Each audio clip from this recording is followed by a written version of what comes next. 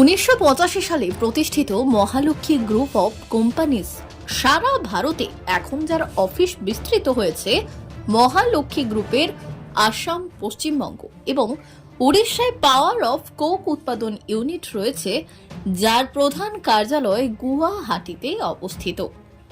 Mahalakshmi group, যেটি তার কঠোর পরিশ্রমের মাধ্যমেই ক্রমাগত সাফল্যের শিখরে এগিয়ে চলেছে। মহালক্ষ্মী গ্রুপের এই সাফল্যকে আরও এগিয়ে নিয়ে যাওয়ার জন্য মহালক্ষ্মী গ্রুপের অধীনে 14ই নভেম্বর আসামে অবস্থিত অপসরা অডিটোরিয়ামে একটি সেমিনারের আয়োজন করা হয়। এই সেমিনারে মহালক্ষ্মী কোম্পানির প্রধান শ্রী নবীন সিংঘল এবং সমস্ত কর্মচারী সহ বিশিষ্ট ব্যক্তিরা উপস্থিত ছিলেন। সেমিনারের শুরুতে মহালক্ষ্মী গ্রুপের প্রধান সহ সকল অতিথিকে উত্তরীয় দিয়ে সম্মানিত করা হয়।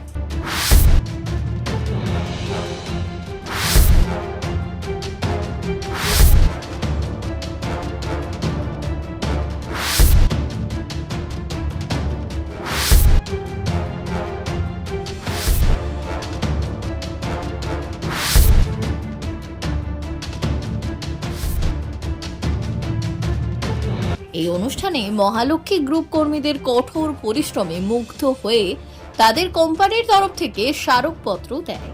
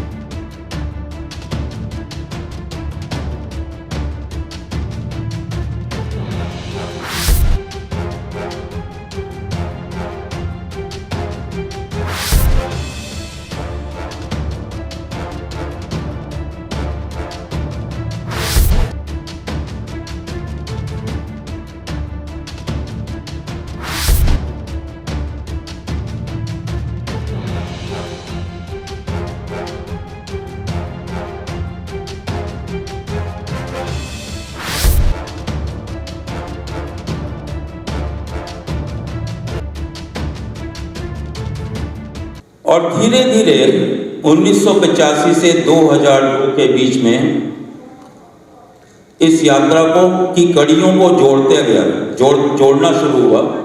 और जोड़ते जोड़ते जब हमने देखा कि इस यात्रा को आगे बढ़ाने के लिए अब हमें एक संपूर्ण ऑर्गेनाइजेशन की जरूरत है, तो महालक्ष्मी ग्रुप ने अपनी पहली कंपनी को फॉर्म किया, जिसका नाम था महालक्ष्मी कॉन्टिनेंटल लिमिटेड। आज के दिन Mahalakshmi continental limited Mahalakshmi group की फ्लैगशिप कंपनी है और ज़्यादातर व्यापार महालक्ष्मी कॉन्टिनेंटल लिमिटेड के नाम से ही किया जाता है। और काफ़ी लोगों को मालूम भी होगा, स्पेशली जो फाइनेंस डिपार्टमेंट में हैं, कि बहुत ही कम समय में हम एक पब्लिक इशू लाने जा रहे हैं जो महालक्ष्मी कॉन्टिनेंटल लिमिटेड के नाम से जाना जाए। अब जो मैंने आपको इतनी सारी चीज़ें बताई है, मुझे एक ही बताइए कि 2030 तक का हमारा विजन क्या होना चाहिए।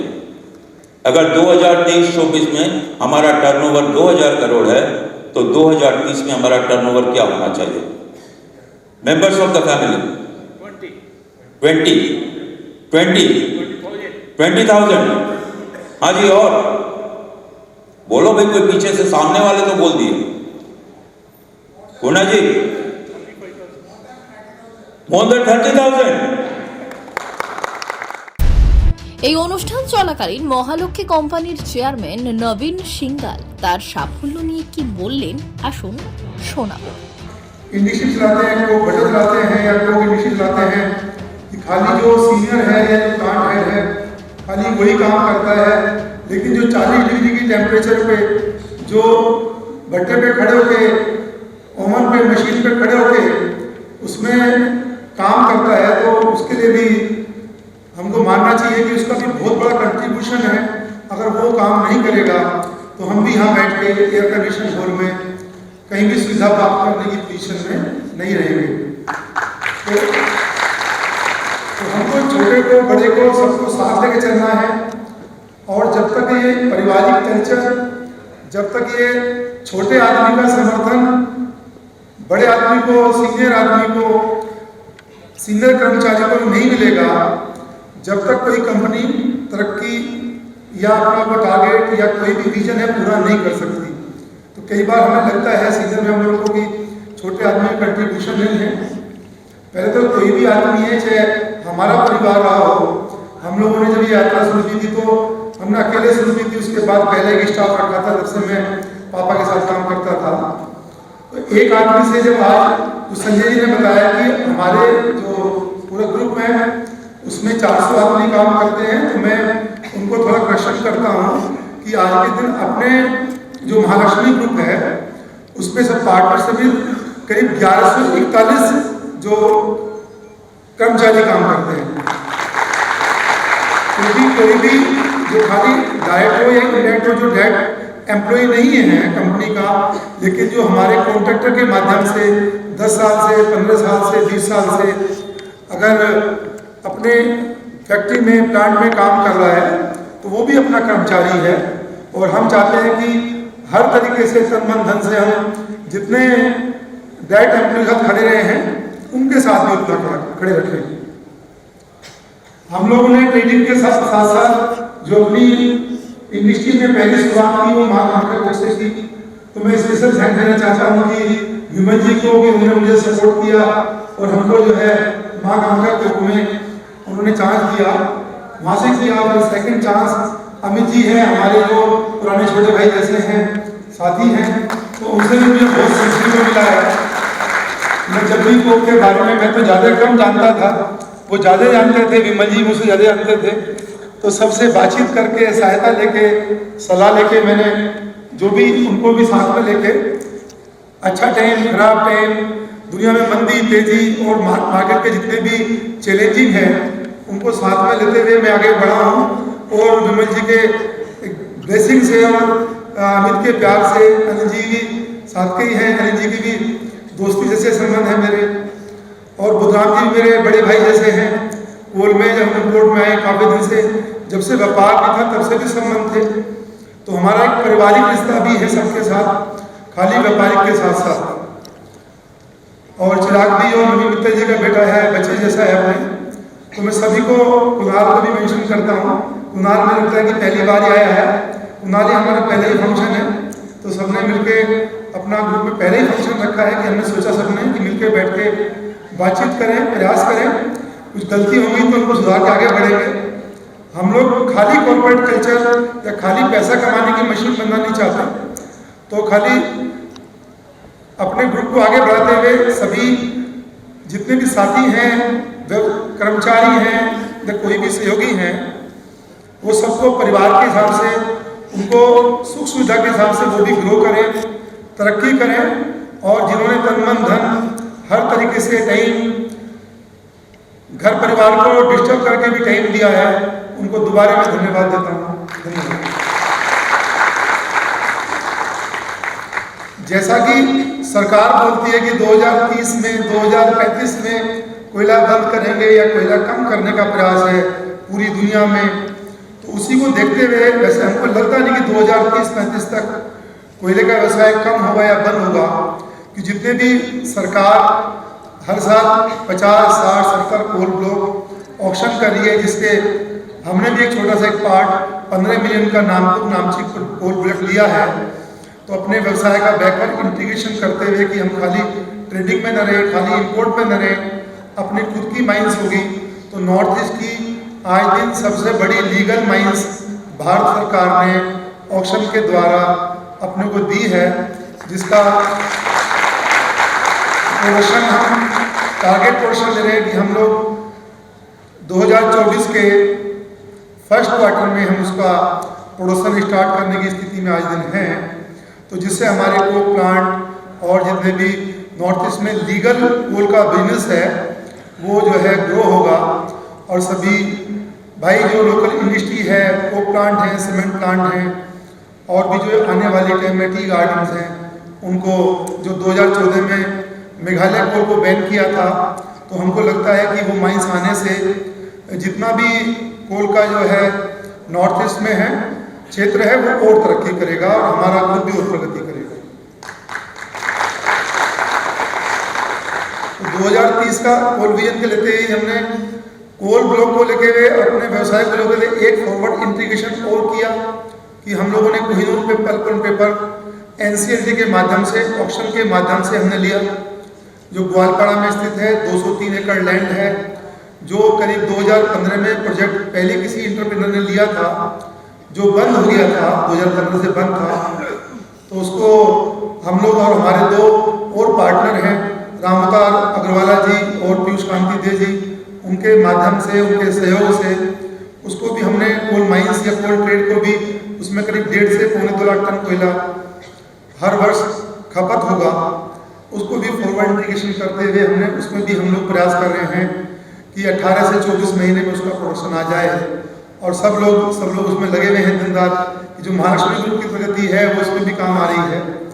तो उसके लिए भी मैं आप सभी को आभारी हूँ कि आप लोगों के प्रयास से ही वो भी हमको एक सफलता मिली। और एक और हम लोग कड़ी जोड़ने जा रहे हैं कि हम लोग सीमेंट प्लांट लगाने की हमने सोचा था, उसमें भी काफ़ी आगे बढ़े हैं हम। उसको भी 2 से 2.5 साल के अंदर वो भी हम लोग का टारगेट है कि पूरा करेंगे। और ये सब टारगेट पूरा करने में और महालक्ष्मी वेलमेन और महालक्ष्मी एनोर का भी एक्सपेंशन प्लान है हमारे पास कि आज दिन वैसे अगर हम देखें तो मर्चेंट टोकरी में ईस्ट कोस्ट में हम करीब 4 नंबर पे गिने जाते हैं, जिसमें पूरा ईस्ट कोस्ट का मतलब उड़ीसा, छत्तीसगढ़, रायपुर, वाइजैग, आंध्रा और वेस्ट बंगाल और नॉर्थ ईस्ट मान के अगर हम प्रोडक्शन और ट्रेडिंग में देखें तो कोक में हम लोग करीब 4 नंबर की पोजीशन में हैं। और एक चीज़ किसी को मालूम है कि नहीं मालूम है, हमारे जो वेलमेन कोक और एनोर कोक है एज ए स्ट्रेटेजिक और ट्रांसपोर्टेशन का सबसे कम कॉस्ट के प्लांट है हिंदुस्तान में। वेलमेन कोक की जो स्थापना हुई थी वो टाटा के जो चेयरमैन हैं उन्होंने की थी। उन्होंने सोच के की थी कि जो स्टील की बेल्ट है और पोर्ट के नज़दीक है, सबसे कम ट्रांसपोर्टेशन वेलमेन की आए। उसके बाद श्री राम ग्रुप ने जो ये बनाया था, जो इनोवेशन किया था 2014-15 में एनोर कोक का, उन्होंने भी ये स्ट्रेटेजी किया था कि सबसे कम ट्रांसपोर्टेशन कॉस्ट किस प्लांट की रहे हिंदुस्तान में, और वहाँ के माध्यम से स्टील प्लांटों को ब्लास्ट फर्नेस ग्रेड को की पूर्ति की जा सके। और एक्सपेंशन के लिए भी हमारे पास पर्याप्त जमीन है। हम चाहें तो 2 से 3 साल में मर्चेंट टोकरी में हिंदुस्तान के नंबर 1 कोक प्लांट बना सकते हैं।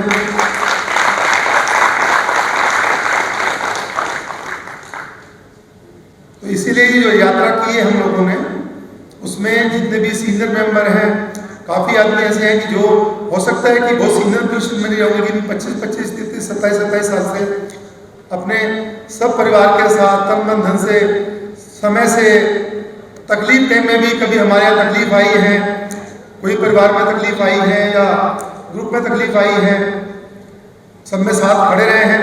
उनके लिए स्पेशल थैंक्स देना चाहता हूँ। और जो हमारे पार्टनर हैं विमल जी, अमित जी, चिराग मित्तल, कुणाल है, संदीप भी हमारे परिवार का सदस्य है। Special thank for Modi ji, जिनके गाइडेंस में हमारा जो ग्रुप आगे बढ़ रहा है। और अभी जो गौतम जी भी हैं, जो हमारे फाइनेंशियल पूरा सपोर्ट किया है, हमको पूरा मार्गदर्शन किया है, जिससे हमारे ग्रुप की जो फाइनेंस सपोर्ट, जो फाइनेंस पोजीशन, हमारी रेटिंग क्रिसिल से वो सब इम्प्रूव हुई है, आगे प्रगति की है। उसके लिए मैं गौतम जी को स्पेशल थैंक्स देना चाहता हूँ। तो इसी के साथ मैं ज़्यादा न बोलते हुए अपनी बात को समाप्त करता हूँ। स्पेशल थैंक्स एवरीबॉडी, नीचे हो ऊपर हो किसी भी पोजीशन हो, सभी के लिए धन्यवाद, हृदय से आभार, धन्यवाद। এর সাথে মহালক্ষ্মী গ্রুপে আমন্ত্রিত এই সেমিনারের মার গান্ধীও তিনি বললেন যে মহালক্ষ্মীর সাফল্য ভবিষ্যতে আম্বানি, টাটার মতো কোম্পানির পাশে দাঁড়াবে। এরপর তিনি আর কি বললেন আসুন শুনে নেওয়া যাক। एक विराट वटवृक्ष, लेकिन एक गरीबी के बहुत साधारण परिवार के गमले में लग गए। अगर ये किसी बड़े परिवार में पैदा हुए होते तो आज अंबानी अडानी पानी भरते इनके सामने। लेकिन गमला क्या करे, गमला जड़ें फैलाए तो कहां फैलाए, फैलाते फैलाते वक्त लग गया।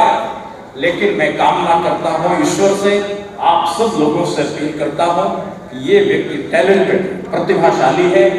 इस ग्रुप को अगर हम ताकतवर बनाते हैं तो विश्वास करिए, मेरे छोटे भाई के ससुर जी एडीएम, डिस्ट्रिक्ट मजिस्ट्रेट, सबसे बड़ा आदमी माना जाता है। डिस्ट्रिक्ट मजिस्ट्रेट के बेटे आईआईटी किए और प्राइवेट में नौकरी कर रहे हैं। गवर्नमेंट जॉब मिलते हुए मेरी बहू प्राइवेट जॉब नहीं करी, वो लखनऊ में मेडिकल ऑफिसर बन गई, अभी भी वो गवर्नमेंट में है।